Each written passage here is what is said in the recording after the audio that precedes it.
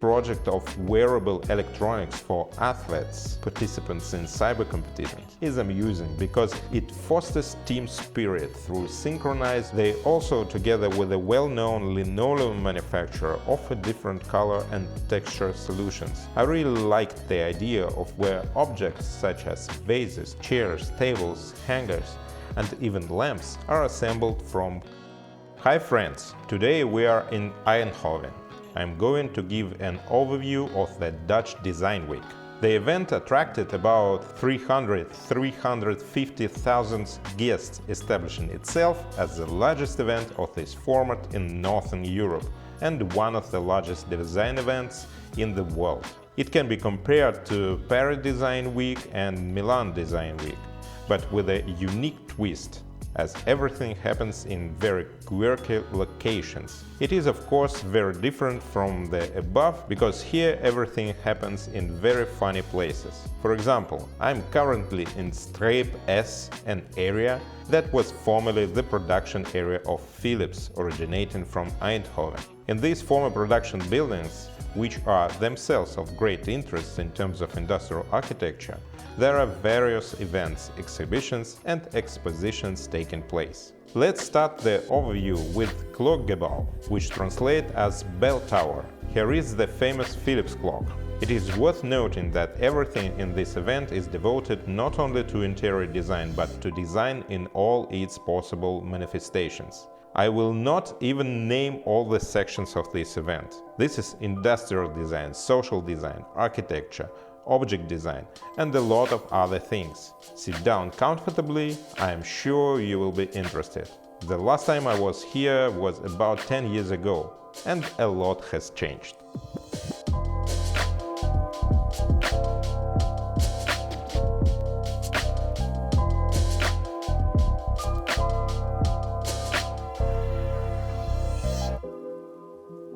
The theme of this Design Week is picture this, draw this, or imagine this. The suggestion is to imagine what the future that designers are creating will look like. And as always, the focus is on sustainability, ecology, resource conservation, green furniture production, electric transportation, and both small and large. Issues such as the destruction of forests in the Amazon, the harm caused by smoking, and others concern many people. As for sustainable development, there is great focus on recycling. An interesting project with building materials made from ceramic waste and garbage. An interesting visual installation called Packet Running demonstrates how the internet works by showcasing the exchange of data packets. It is also quite amusing to see physical visualization of how these data packets are exchanged on the real internet.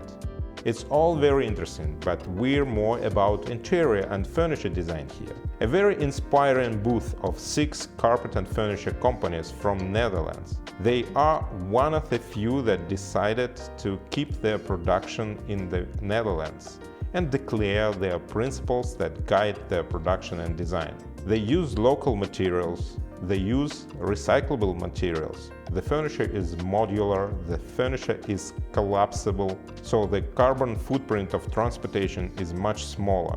The furniture is repairable, which is also very important. As far as Dutch design is concerned, there are always very comfortable, well thought out and durable pieces. The Dutch school stands a little aside. Nevertheless, Dutch designers are in demand by international companies and work for Italian manufacturers, including, of course, many famous names among them. This is why I adore Dutch design. It's difficult to guess what it's made of unless you look at it. Have you ever wondered what happens to fire hoses when they fail or are no longer used? It turns out you can also make furnishing, rugs, and even personal accessories. What's not a Birkin replacement? Here are the works of graduates from various art schools, not only Dutch but also from other countries. It is unclear if all the works showcased are graduation projects, however, in certain instances they definitely represent the students' research on utilizing waste materials and exploring material growth. It turns out you can grow and even make something out of them, which doesn't look very appealing. Some works also discuss the interaction with artificial intelligence. The researchers used AI to create a collection of razors that reflects, among other things, gender preferences. The exhibition showcases various ideas for transformable furniture, lightweight furniture, folding furniture, craft practices, and traditional furniture inspiration. One of the most liked was the most technologically advanced project from the German participants.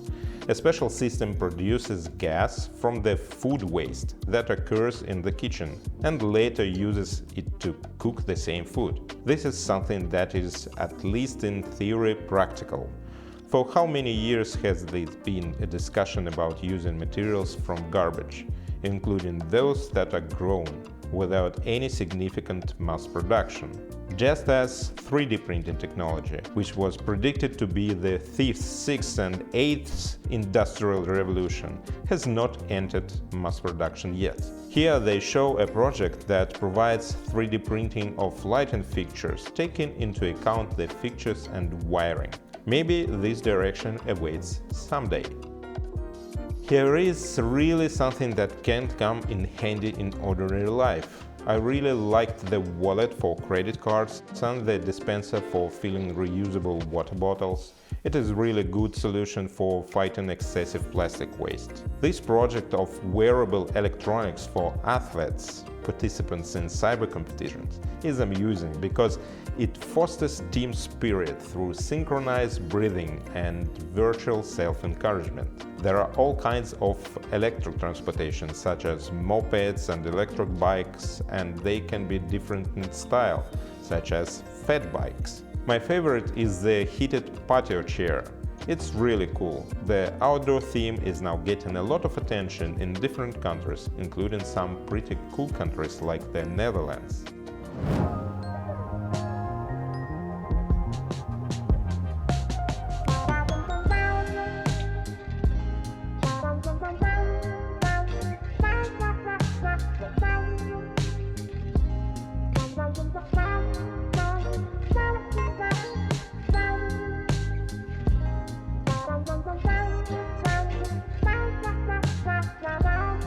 Heineck, a Dutch designer known as the king of trash wood, operates an iconic studio and factory.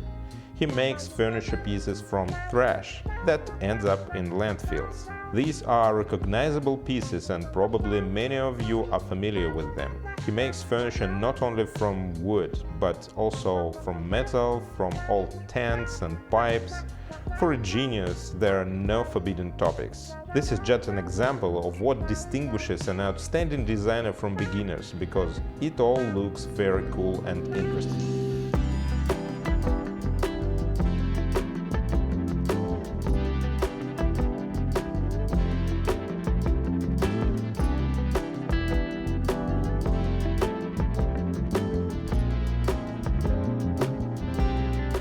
In addition, the factory has become, to a certain extent, an exhibition platform for the most promising emerging designers. There is an exhibition here, and they have their own residents.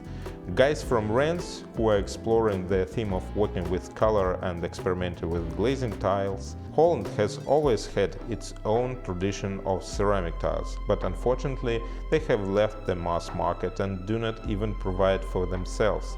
Because of the existing ones, I know only one existing producer with a more or less decent factory in Netherlands. They also, together with a well-known linoleum manufacturer, offer different color and texture solutions. I really liked the idea of using real canvas in the linoleum.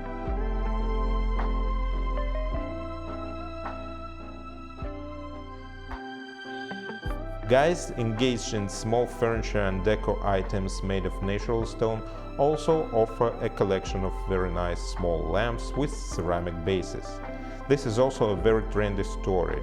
Not without electronics. A very cool project of a doorbell with a QR code takes a long time to explain how it works, but you can automate everything to make it quite interesting. This provides to a certain extent privacy and access control, both in residential and public areas, for example in the office. The twin sisters Eck, using old materials, created their own collection of jewelry, proving that the nature doesn't rest on the children of geniuses. It actually looks pretty decent. I was amused by another collection of furniture made entirely of wood, where objects such as vases, chairs, tables, hangers, and even lamps are assembled from cut wood. And now the phrase furniture from firewood sounds more meaningful. And it's not bad at all. Design Week takes place at 10 different locations. Woensel is a new location. It wasn't there before. There are several galleries with the author's design, something interesting or something not so interesting, products from concrete, burnt wood, ceramics, metal, and some garbage, including scraps of gas and sewage pipes and irrigation hoses. From my very contradictory impression of what I saw in the last few minutes, I'm convinced, firstly, that the author's collection design exists, and secondly, there are no criteria for determining whether the author's design is good or bad. I guess there is no such thing as a good or bad, there is something who likes it or dislikes it. For me, sometimes objects made of garbage are just objects of garbage, not designs. If you have your own opinion on this, write on the comments below, because there are a lot of contradictions in my head here.